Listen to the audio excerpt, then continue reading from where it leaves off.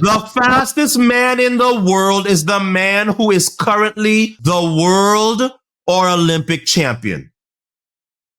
So you don't think that's flawed? We talking sprint culture, we talking track and field. When the gunshot lick it, give a man the chills. We talking speed demons like Usain. The red track where a legend really makes their name. The US and Jamaica, they run the sprinting game. There's nothing like the Olympics for your claim to fame. When you break the world record, you show you ain't the same.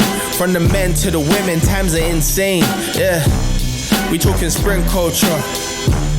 We talking sprint culture. We talking sprint culture. We talking sprint culture. Yeah, my mom's been asking about you, man.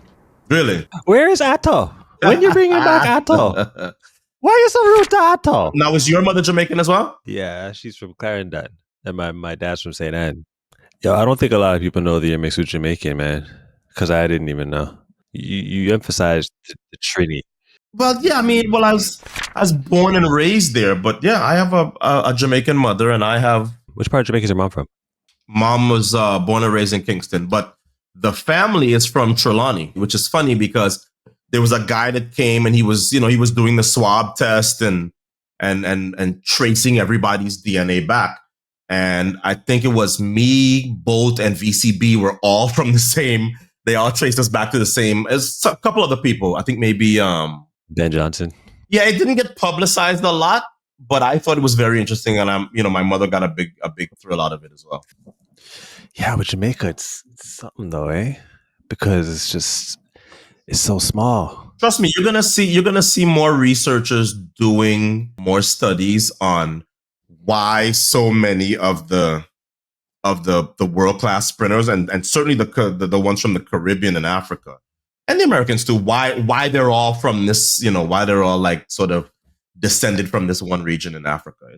That's the kind of stuff I really get into. Like, people who know me, I am very much into all this, and they are the ones that laugh the loudest when the Jamaicans go, yeah, he's anti-Jamaican, or what. It's like, I am never going to compromise who I am on that mic. I'll give you a perfect example.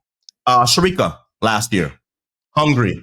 Sharika runs that race. Mm-hmm. I'm watching the race. Now I'm listening to what MVP is saying publicly. They're like, nope, she was fine. She did starts after, blah, blah, blah, blah, blah. And I'm like, okay. I'm not doubting it, but I go back and I watch that race. When you have that, oh shit, that pain that does not feel like something that's going to be we gonna get over it quickly. Mm-hmm. I don't blast it out. Oh, Sharika. Nope. I just, in my mind, I'm like, I don't think Sharika is as healed or that's as minor as it seems. So along the way, either you or somebody else says, hey, what do you think about, Sharika versus Gabby and Sharika in the 100, Sharika versus Sha'Carri? And I go, I have my doubts about Sharika's fitness. I need to see, I kept saying it. I need to see Sharika run again. And the haters go, here he go again. He hating on the Jamaicans. He hating on Sharika. And I'm like, this is not me hating on Sharika. This is me using my experience to say, I saw that injury. I looked at her face. I watched it in slow motion. I think she's really injured. Yeah. So now the Olympics start. So, we got to figure out who, our feature matchups, all that stuff. And I go, notice Sharika has not run since that Hungary race. Oh, but her camp says she's fine. It's like, you cannot listen to what the camp is saying. Their job is to tell you everything is fine. So, of course, she pulls out of the 100. I'm like, they're like, oh yeah, she's putting all her eggs in the 200. I'm like, no, she's buying time. The leg's not right yet. No, her camp says. I'm like, I am a fan of a lot of the athletes I cover, but I don't let that cloud what I think is reasonable thinking in my own brain. Part of being a track and field broadcaster is being critical. It's like I praise and criticize with the same volume and with the same, fervor. I'm in this 21 years. I tell people now, it's like, you don't like how I broadcast? When you get on the mic, then you do it your way. As long as I'm here, I'm going to do it my way. Period. But it's got to be that way. You would think that. But it's the sensitivity sometimes in this sport. They really just want the people on the mic to just be spokespeople or promoters. I mean, it's not going to be taken seriously. And you find a lot of athletes, once they get out of the sport or are approaching the end, then they kind of understand, they get it. But when you're in it, the level of sensitivity is up there when it comes to people being critical of performance. But performance is to be criticized so that there's an understanding of what's good and what's bad. So that's why when you do something good, you will get the praise because there's a separation. Not for some of these athletes, he's being too critical. He's picking on them. And I'm like, no. And you have to remember at that point, these are fans. Fans is short for fanatic.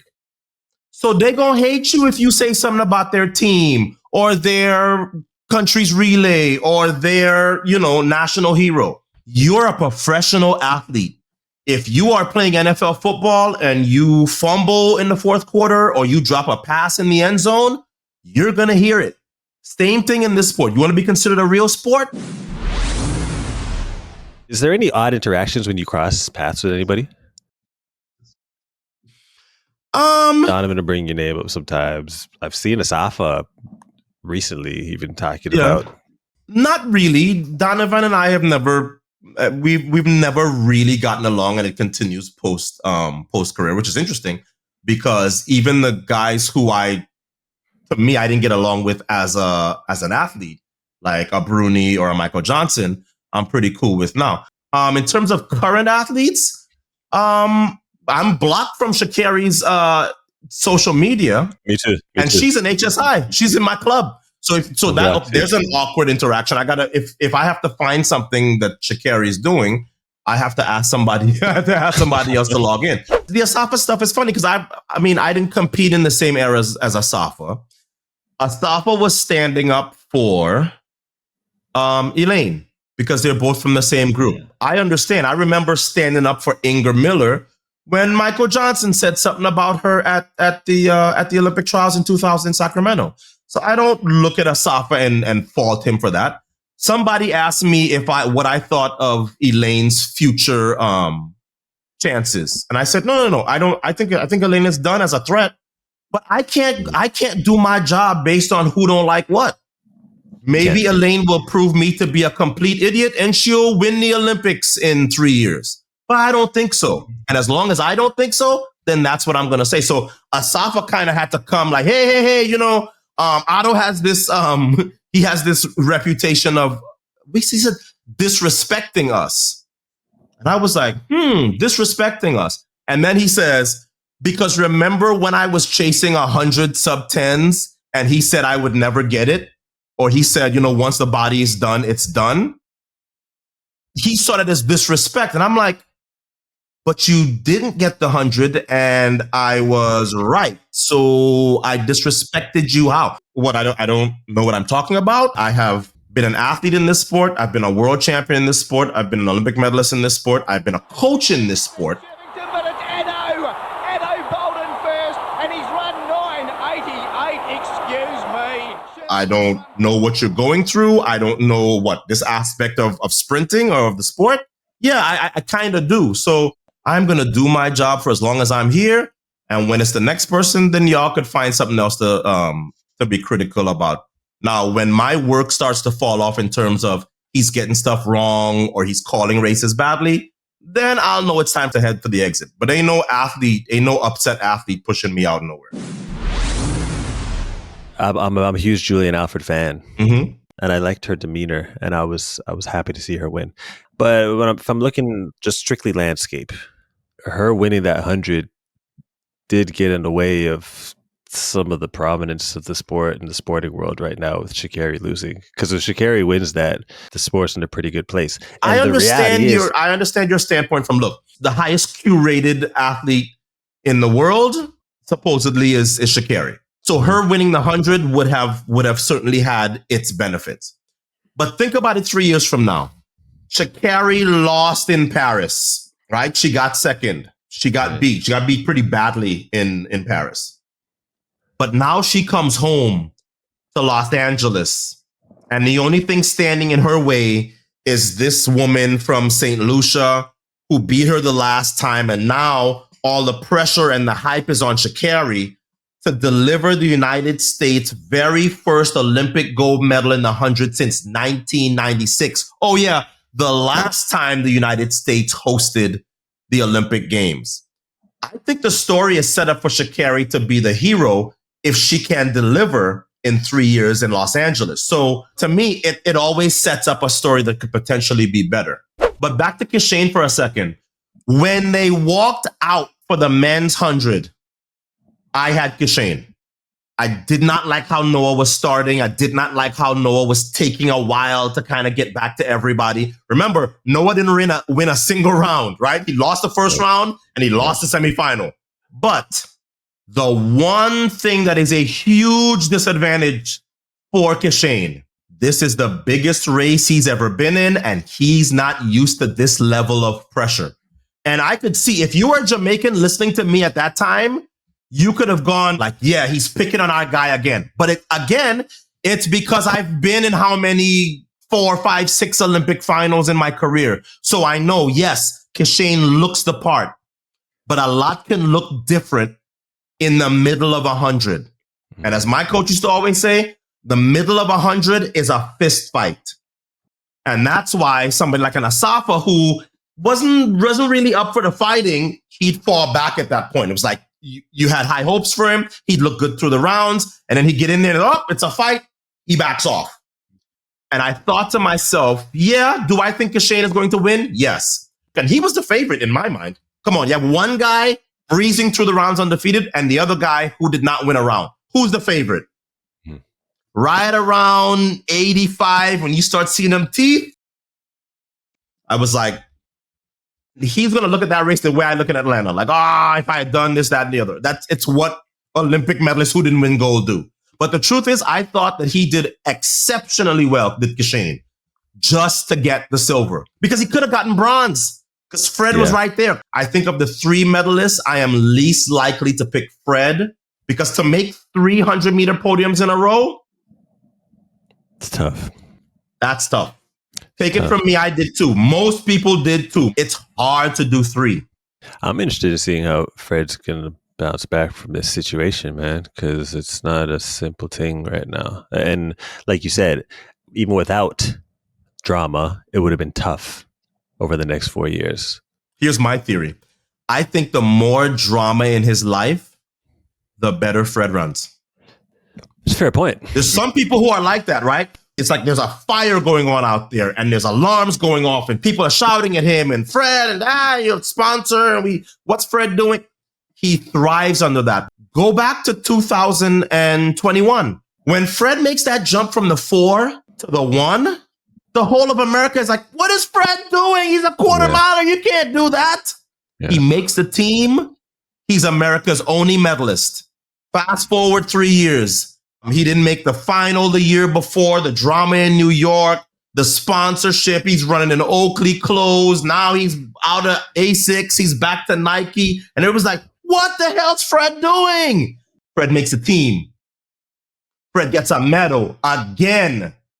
I can't think of another sprinter that went through that much drama each Olympic year and still not only made the U.S. team in the 100, but came home with a medal. So y'all looking at, I'm like, okay, so Fred is raising the drama level. Maybe he's about to go break the world record like he said he would last year. So while I am saying, look, I understand the history of my event and making the Olympic podium 3 times in a row does not happen or does not happen often, certainly on the men's side.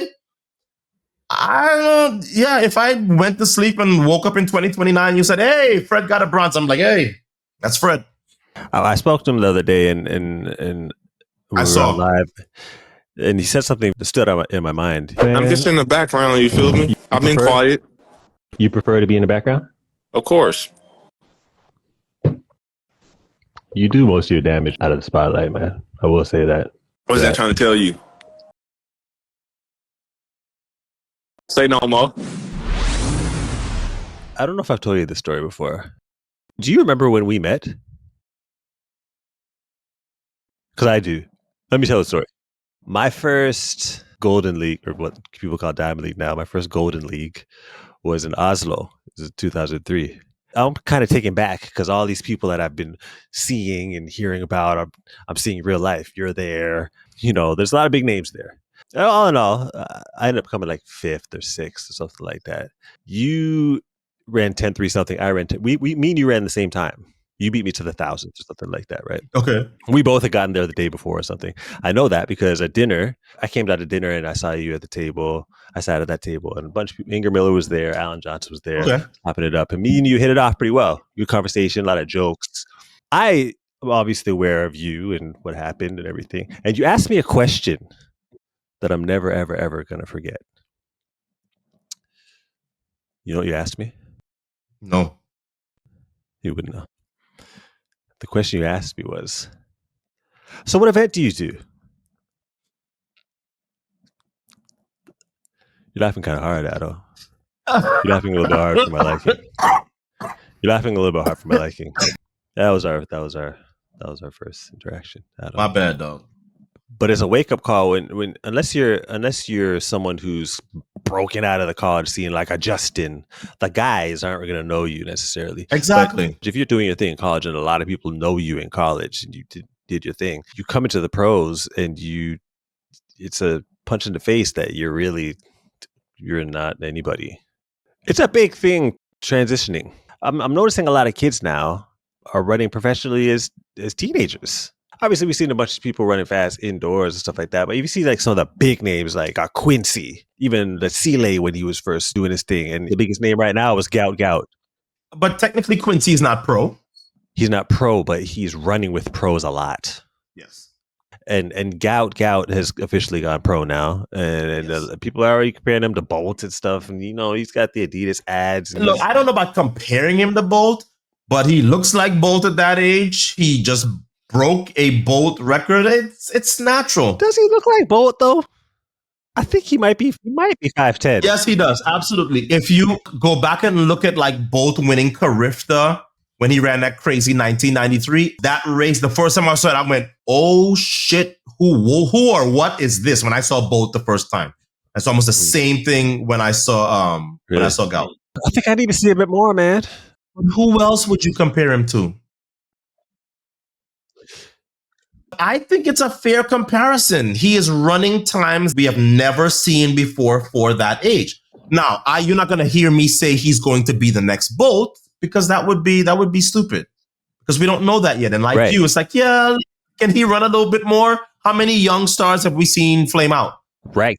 But I understand why not you and I who are supposed to know better, but like the average person, the average track and field fan sees that video and they go, oh, shoot, he looks like, if they're old enough, they go, hey, he looks a lot like how Bolt looked when I saw him the first time. Yeah. You don't like the early comparisons? Heck no. I think it almost brings Bolt down to a level for one. And also it's pressure that I don't know if these kids are able to handle that so early right now, man. Pro sports is pressure. You better get used to it. Allison Felix never went to university. She did all right. More medals than anybody. I think it was easier to go pro younger back then, though. To go pro younger now, I think it's more difficult, man. It's too many eyes. So are you for a lot of the younger athletes going pro young? I think the game has changed now because, for example, I'm looking at Lisa Ray, who just ran the 7:13. And I saw an interview that she did post-race. And she said, oh, yeah, we have this NIL deal with On Running, and On Running didn't have sprinters. I mean, you talk about disrupting. I think if you asked a Nike executive, what's the company you'd want to get rid of in the morning? They'd say, oh, On Running. And now somebody from On Running had the foresight to put that young girl in their shoes, and she just broke a freaking high school record with it. And I'm like, yeah, the game has changed. So it's not like you have to go pro like before and give up all your high school races and give up your high school eligibility and your chance to go to college. Now you have options. Back in the day, somebody offered you $1 million to come out of high school or $500,000. You have to consider it. In 4 years, am I going to get this coming out of college? Maybe not. Now it's like you can hedge your bets. I take the money. I run college for as long as I feel like I need to. And then I bounce anyway. And guess what? I have a relationship with a company already that if I'm running well, may sign me. The days of, the top 3 in the 100 and 200 getting signed at NCAAs, that's over. So it's different. It used to, I mean, back in my day, I knew when I crossed that line in Eugene and ran 9.92, fastest time in the world, collegiate record, NCAA champion, I knew I had a contract from somebody. It's not the same way now. Some of these companies are once bitten, twice shy because you sign an NCAA champion and they never run a good race again. And there's a lot of them. The difference between this era and the so-called golden eras is that the meets are not necessary for the athletes to have successful years. I could stay at home, train, run trials and the games and have a fantastic season. That's what some of them do. It just, the meets aren't as important as they were back in the day. Yeah, I hear that. It's just coming across like people don't care about being the best anymore, man. I do care about being the best, but I don't have to run 30 meets to do it. We don't need 30 races, man. We just need a decent amount. These are the physical specimens that are supposed to be the best physical specimens in the world. So running a bunch more races, you don't got to be like a college season. It's just got to be something where we can see you at least once or twice a month, man. I came across this skit that totally illustrates how I feel. I think I'm gonna take a jerk chicken. We not have that. Shit. Okay. What about a large curry goat? We not have that. Yeah. Okay. I'm just gonna go with a large oxtail. Well, Cool. Harold, give me a large oxtail. We not have that. We not have that. Okay. I'll go to a restaurant. They don't have this stuff on the menu. Why would I go back there? I'm going to go eat something else. New fans or fans that we've acquired from the Olympics come back to track and field like, okay, I want to see some more of that. Where's Sha'Carri? Where's Keishane? Where's Noah? Where's the money? People want to know that you're doing it for something else aside from that. And I get it. You have to make your money. You have to live. Cool. But from a sports standpoint, people just want to know that you want to win.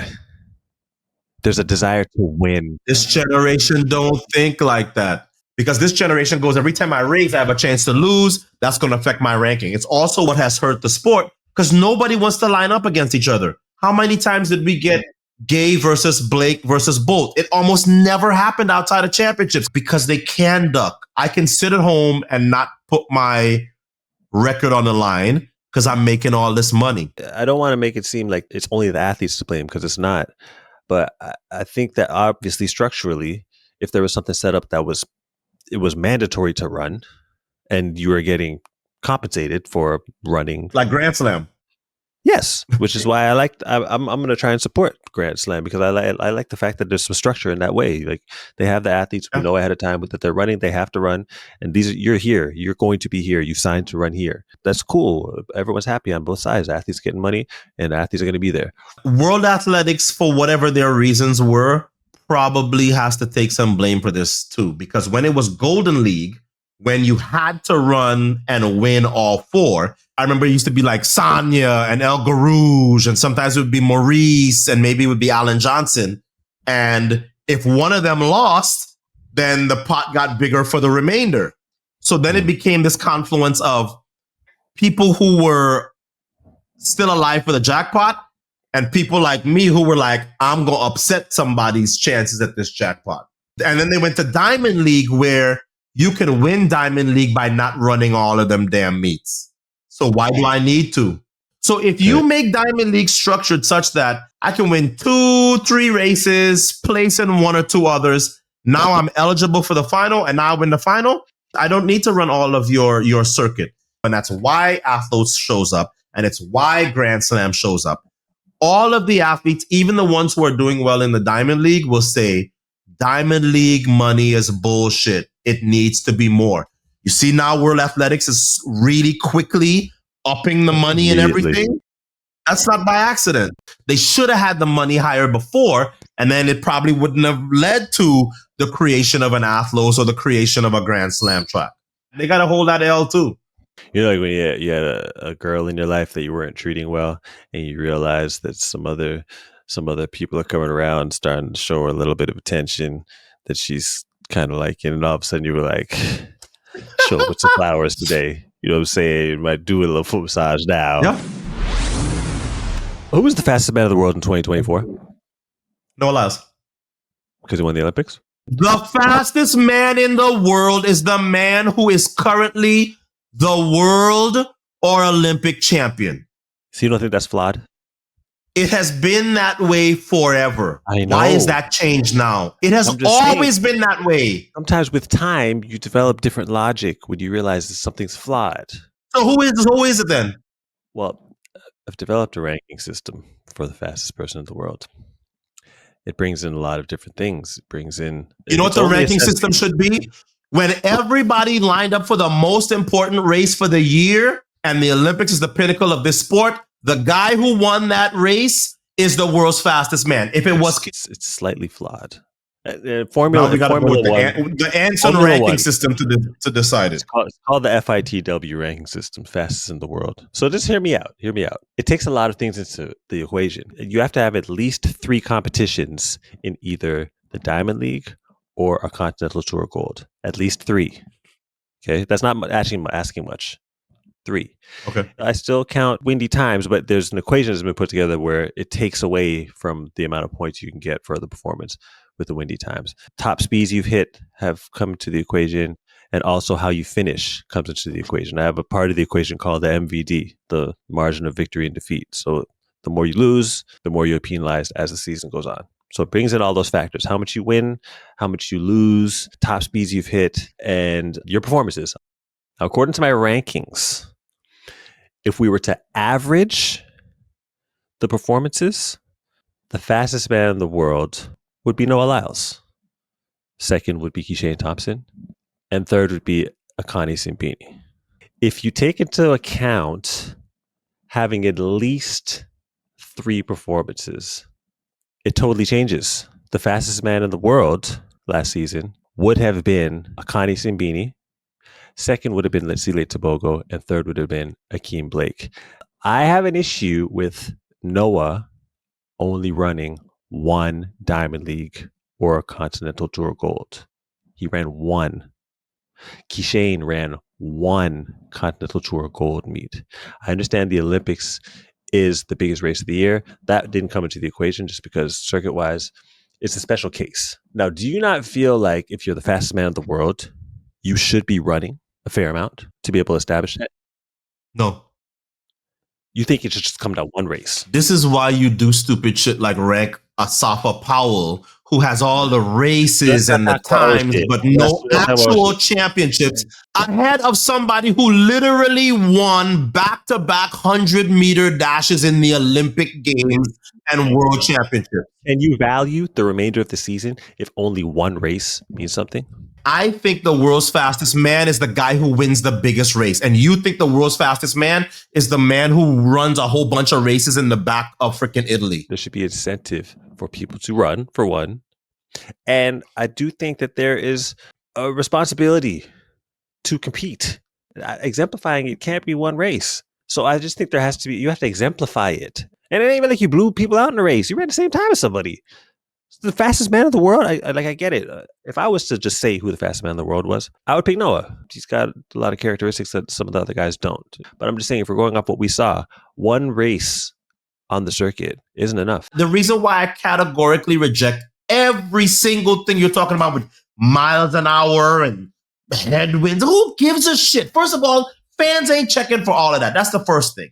That nobody cares. When everybody starts their season at the end of 2023, they have 1 goal in mind: win the Olympic Games. Whoever does that, you become the man or the woman. Punto final. Full stop. Yeah, who's question? What happens in a year like 2026? Do we just not care about anything? Should people just stay home?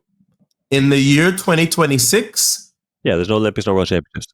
Maybe at Worlds this year, Keishane gets the better of Noah. And now Keishane walks around, he goes, I'm the world's fastest man. And people like me go, you beat the Olympic champion at Worlds? Absolutely you are. You've devalued any year where there is no World Championships or an Olympics. Anything outside of that means nothing. So if anything outside of that means nothing, why would anybody care? Why is Simone Biles the best gymnast in the world? Because she kicks everybody's ass at the Olympics and World Championships. End of story. They don't have as many competitions, Ato. You're wrong. Competitions. They have as many competitions as track and field? I don't know. Hell no. They don't. We know that they don't. Okay, so I'm saying there's a lot of opportunities. There's a lot of opportunity to swimming. I want to check this. I don't know about the culture in swimming. I don't know if they would classify the Olympic champion as the fastest in the world. Okay. The 100 is the blue ribbon event in the entire games. By your method, if I was in that final, let's say I got lucky. I outleaned Noah and Sha'Carri and Fred. Now I'm not the world's fastest man. Why? Because even though I won the Olympic Games, I never won a Diamond League race. What was the other category? My miles per hour wasn't right. Your margin of victory and defeat throughout the season, a bunch of stuff. How much you win, how much you lose, and how much you win or lose by. You're gonna alienate fans even more. Your method is gonna alienate more fans. Like, hey, I saw him win the Olympics. He's not the world's fastest man. Oh no. His miles per hour and his season was off. So it's actually, who'd you say? You said something ridiculous. Simbine? Did you say Simbine? You're very disrespectful. What medal did Simbine get ever? Okay, but you're putting the emphasis on one competition. He's unable to get the big one. Throughout the season, he's always battling for a win. That's sports. If you're in the NFL, the Super Bowl counts the most. If you're in the NHL, the Stanley Cup counts the most. This is how sport is. There has to be something that supersedes everything else, no? I understand, but in those sports, you have to qualify for that. It's not like you have to qualify for the Olympics by winning a certain amount of games. And those games mean something.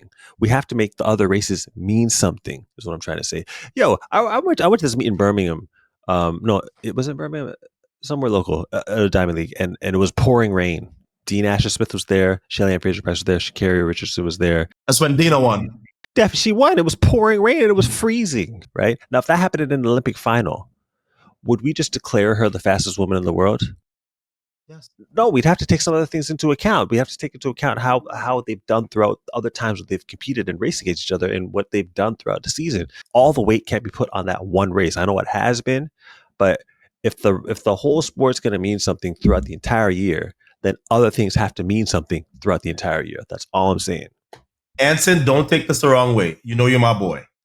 If you had been through an Olympic final and come out on the other side as a medalist or the champion, you'd never say what you said, because there is a difference. Why can't it be both? Huh? You are the Olympic champion. It's still an enormous accomplishment. I would never take away from that accomplishment. It's an enormous accomplishment.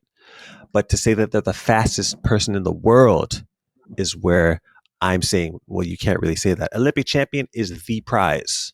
Ato, trust me, I know this. By your fastest woman index, you're gonna get it wrong, and you're gonna put somebody like Akani Simbine, who is competitive on the circuit but can never get on a podium. You're gonna make him the world's fastest man, which of course makes everybody else a joke then. You're very disrespectful. So the world's fastest man can't medal at a major. Great. All Noah had to do was run a couple more races, and he would clearly be the fastest man in the world. All Sha'Carri had to do was run a couple more races. You can't qualify if you've ran one race, Continental Tour Gold wise and Diamond League wise. Come on, man.